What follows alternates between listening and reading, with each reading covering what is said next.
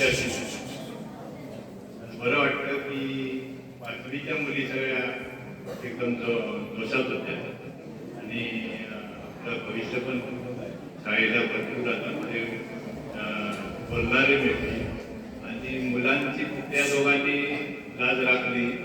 मुलात पण सगळे निस्तेजच दिसत आहेत आणि असं का ते पण मला पण कळत नाही. खेळात पण मुलं शिरगावातली पाचच येतात आणि कणकवली, खारेपाटण, नांदगाव, देवगड, बेटगाव इकडून मुलं येतात, शिरगावातली येत नाही आणि बाकी मात्र शाळेत मॅचेस असते की दांडी मारत असतात. ते असं का मुलं करतात ते कळत नाही. बाकी कालच मी एक रील बघितलं विराट कोहलीचं. त्याने म्हटलंय मेहनत आणि संयम याच्यावर तुम्ही लक्ष द्या. जर तुम्ही मेहनत घेत असाल तर तुम्हाला जरी यश मिळालं नाही तर पुढे पुढे मिळत जाईल.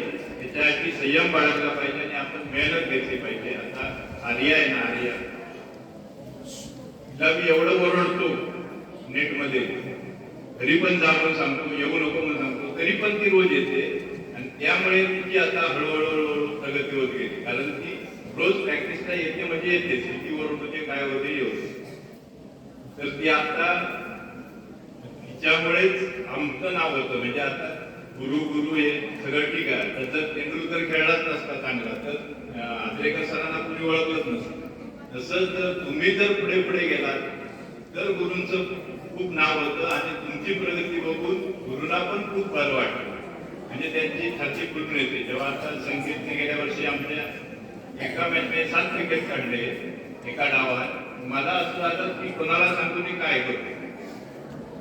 तर तुम्ही मेहनत घ्या, खूप मेहनत घ्या, शाळेचं नाव मोठं करा, सगळ्यांचं नाव मोठं करा. मुलींच्या आणि सगळ्या विद्यार्थ्यांच्या, विशेषतः मुलींच्या आम्ही ती संस्था, शाळा आम्ही खूप मागे आहे. त्यांना काही जर कमी पडत असेल तर आम्ही करून देऊ. तेव्हा मेहनत घ्या आणि तुम्हाला गुरुपौर्णिमेच्या शुभेच्छा. थँक्यू.